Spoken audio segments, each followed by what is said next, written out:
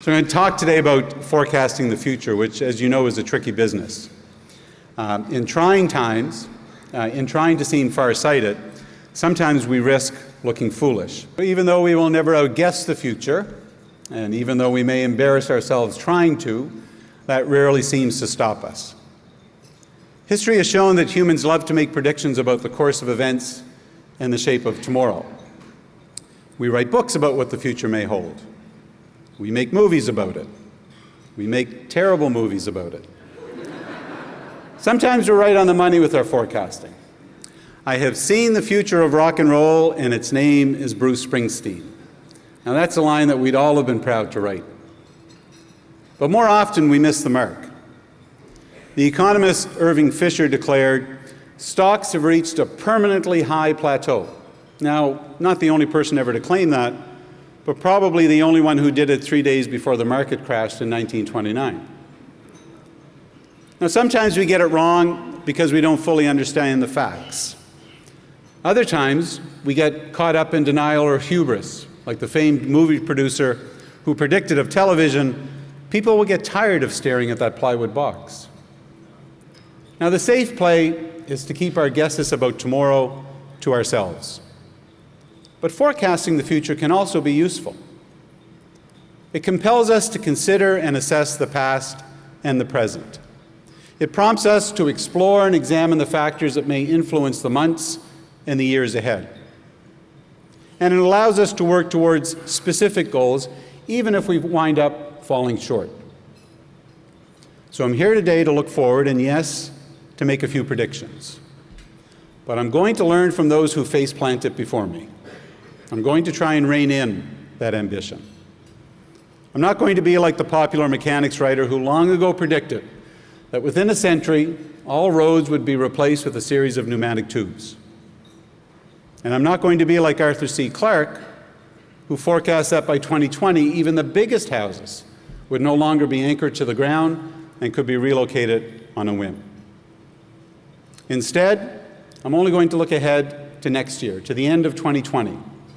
And I'm going to do so with an end game in mind. The companies represented today, you compete with one another every day. You strive to serve customers better. You work to innovate new products, new services, new ways of doing business. But you also have common ground on some issues and can work in common purpose, and that's where IBC comes in. We are the voice of our industry. We work to advance the interest of our members and everyone who works in this industry. Today I'm going to take a look at 5 of the most pressing issues facing our industry. I'll sketch out an ideal outcome, a best-case scenario for how these challenges may be resolved. And then, because we live in the real world, I'll take a shot at predicting what will actually happen over the next 16 months and how it will affect our industry as a whole. Come the 1st of January 2021, I'm sure you'll be eager to remind me of where I went wrong. But first, you'll have to find me in my unanchored, movable house. Now, before I get started, it's worth remembering, as I discussed on this stage last year, that neither government nor regulators have any obligation to make life easy for us. They will do what they perceive to be in the public interest. And so, as an industry, we must put ourselves on the side of consumers and be seen to be their advocates. We must put forward proposals that meet the needs of the customers we serve. Our asks must be framed as the demands not only of the insurance industry, but of the broader public. Now, predicting the future grows even trickier when we reflect on the role of politics in the shaping of public policy. Just take a look at Alberta. A year ago, we were under the thumb of a government that was essentially forcing the industry to operate at a loss. Now the province has new leadership and a new perspective. A regulated industry like ours will always be forced to respond and react to the prevailing political winds.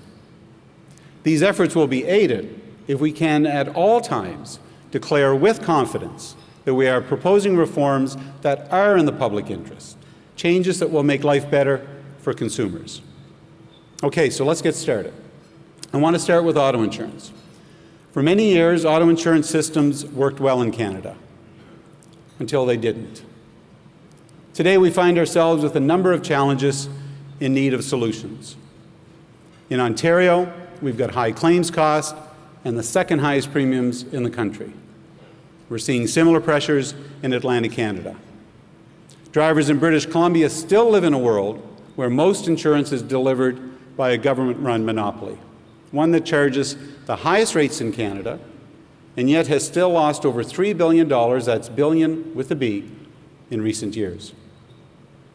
In Alberta, we're in crisis, plain and simple. There's too much litigation and insufficient competition. Innovation is suffering, and costs have been rising. Insurers in Alberta are paying out an average of $1.12 for every dollar they collect in premiums. Now, for our industry, auto insurance has become a little bit like choose-your-own-adventure story, where no matter what we do, no matter what decision we make, no matter which page we turn to, we can't escape the quicksand. So what's our ideal outcome? What would we all like to see by the end of 2020? So in British Columbia, we'd like to see the end of the ICBC monopoly and the introduction of choice and competition to the marketplace. In Ontario, Alberta, and the Atlantic region, we want to see real and meaningful reforms to stabilize claims costs in the short term and reduce them over the long term.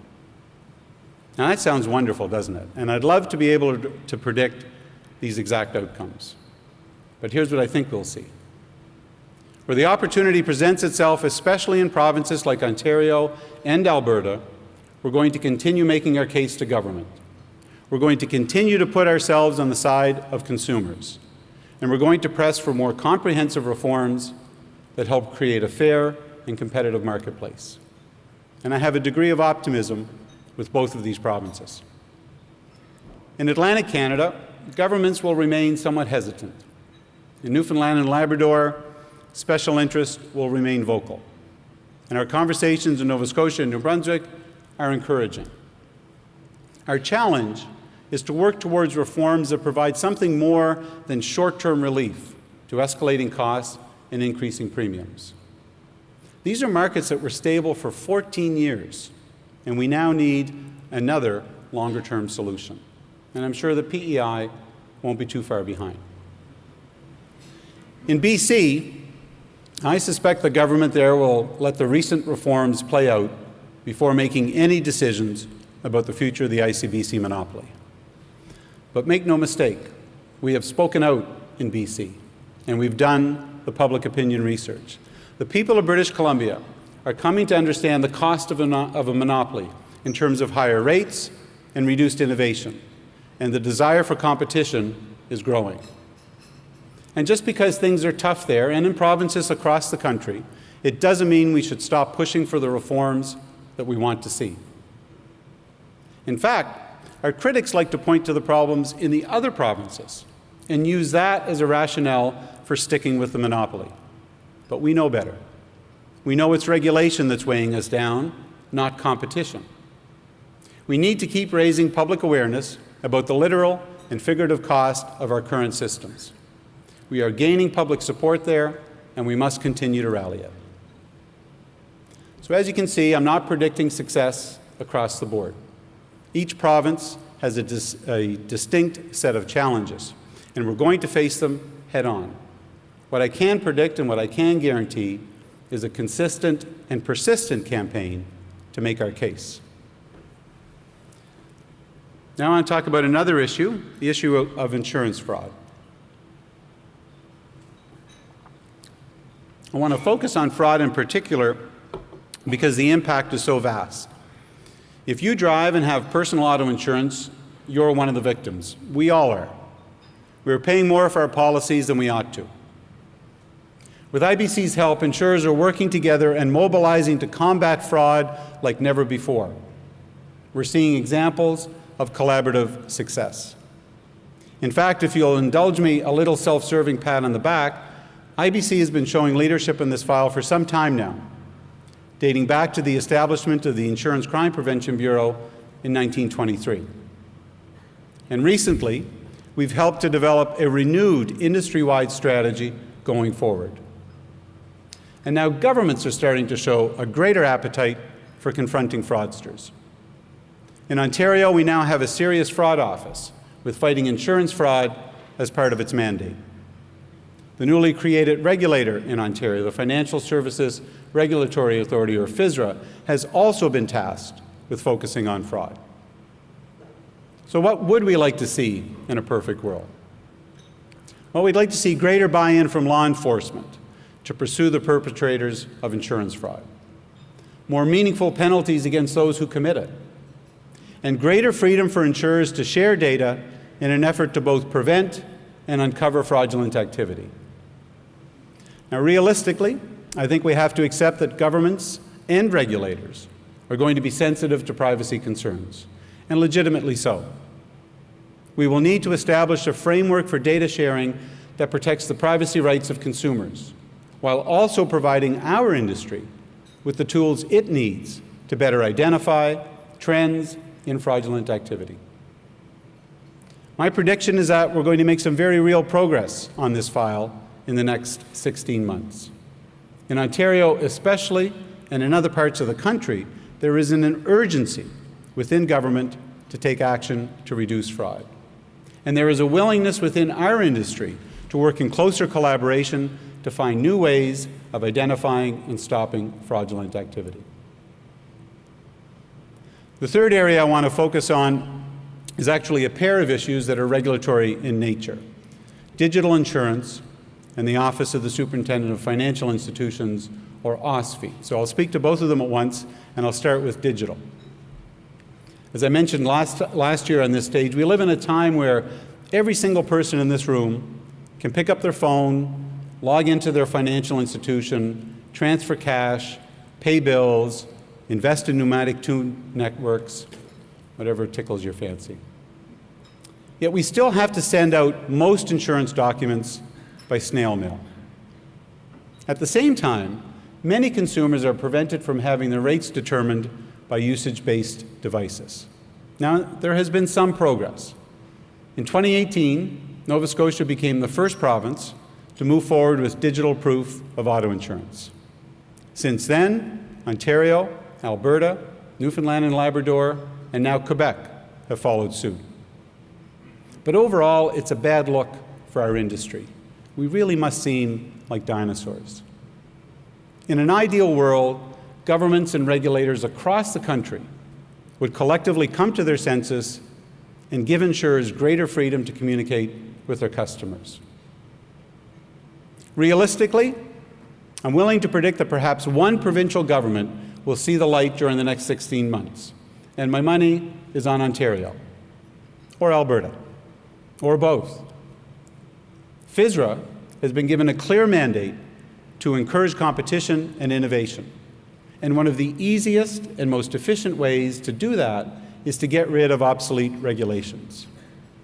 And Premier Kenney in Alberta has a focus on innovation and reducing red tape that is showing promise. And perhaps once they take the leap and the world doesn't end, the other provinces will follow suit. Now I want to get even a little bit more bureaucratic. Most of you will be acquainted with the OSFI Reinsurance Review. Essentially, OSFI wants to reform the framework of reinsurance in this country, severely affecting the industry at large and most significantly, commercial consumers. The outcome of OSFI's proposed policy limit rule would be to increase the capital levels of the impacted companies by $21 to $30 billion, thereby asking them to, on average, more than triple their capital base. This additional capital requirement is out of reach for most, if not all, of the impacted companies.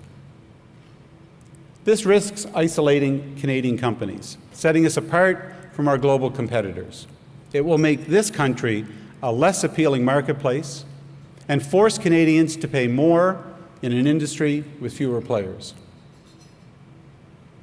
For our part, we at IBC are encouraging OSFI to slow things down, to take the time to understand and more clearly define the problem they are trying to solve, and to conduct a thorough review of the potential business and economic impacts of their proposed changes, and also get a better understanding of what drives global insurers.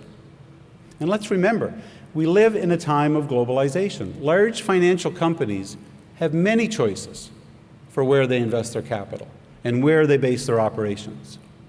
With Canada's approach to regulation, we were basically encouraging these companies to rethink their presence here. To put it mildly, we are frustrated with OSFI's reinsurance proposal. Back in 2008, one of the keys to Canada's resilience during the global financial crisis was having the right regulation. But today, we too often act as though the answer is more restrictive regulation. Regulation that impedes companies from taking reasonable risks. Ideally, we see the regulator realize that these changes are too drastic and disruptive and do not achieve the desired outcomes to protect policyholders. OSFI's large policy limit would be dropped, and its concerns would instead be addressed through principles-based guidance. I'm going to make my prediction here.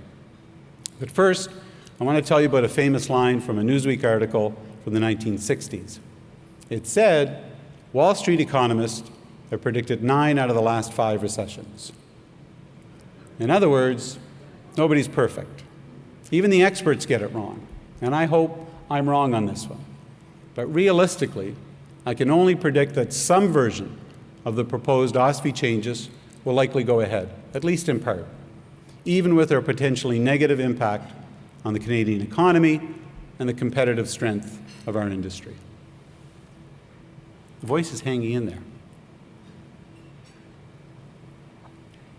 Now to the fourth of the 5 issues, one that holds the potential to be a game changer for our business. The nature of driving is being transformed, and with it, the nature of risk. We are moving toward an era of autonomous vehicles. But for the next 20 years or so, we're going to be living in the strange middle ground with quasi-self-driving vehicles sharing the road with traditional cars and trucks. And it's going to be a messy transition with ever-changing questions of liability and responsibility. Right now, auto insurance liability laws and coverage are based on human error. They're not meant to address technology malfunctions. That means that people injured in collisions involving automated vehicles will have to proceed through protracted product liability litigation to be compensated. In a perfect world, we'd see governments get to work on examining the implications of the coming changes and beginning to update insurance laws to ensure quick and fair compensation in the aftermath of collisions involving automated vehicles. We know that provincial insurance regulators through the Canadian Council of Insurance Regulators have begun to look at the limitations of our insurance laws. Here's my prediction, and it may be one of the safest ones I'll make today. Governments will be slow to act. This feels very much like an issue that's going to be studied some more, and then studied again. And now this next sentence may sound biased, coming from a K-Brettoner, but the one exception to this is Nova Scotia, which has already passed legislation that will ultimately lead to new regulations to govern automated vehicles. My only hope is the other provinces will follow suit. Now, the final issue I want to talk about today is a huge challenge for our industry and for our country. The challenge of climate change and the growing number of natural disasters. So let's start with the good news, such as it is. We live in a time when people are more attuned than ever to the impact of our changing climate. We know that climate change is real. We understand that it is leading to more severe weather events and contributing to a growing number of floods and wildfires. Our awareness level is higher than it's ever been. And yet, the national debate seems almost entirely focused on the merits of a carbon tax. Addressing climate change over the long term is, of course, both a national and a global priority. Action is essential. But that same urgency must be brought to the challenge of adaptation. we need to take decisive and meaningful steps to immediately deal with the changes and the damage we are witnessing across this country. As an industry, we need to encourage governments to address the emerging climate-related risks that threaten our country and its people. And we need to advance an agenda for adaptation, one that helps to prevent natural disasters or at least diminish their scope and their scale. We need to attach ourselves to the climate file in a purposeful and proactive way for the greater good of the planet over the long term, but also in pursuit of immediate improvements that reduce Canada's vulnerability. To this end, we've worked closely with the Minister of Public Safety and Emergency Preparedness, Ralph Goodale, and his officials, first on a national flood roundtable, and now chairing a national working group on flood risk. He and his provincial colleagues have asked us to continue the work we have been doing through the Advisory Council on Flooding and to model the cost for different high-risk insurance pools. We have made clear to government our view that Canada needs a national action plan on flooding. And we've made our case for what it should include. Better flood mapping, so people understand the flood risk where they live. More consumer education, so people better understand the threat of overland flooding and the measures they can take to protect themselves and their homes. More sensible land use planning to prohibit development on floodplains. And a plan to improve financial outcomes for Canadians at high risk of flooding, using tools like relocation, insurance, upgraded sewer, and stormwater systems.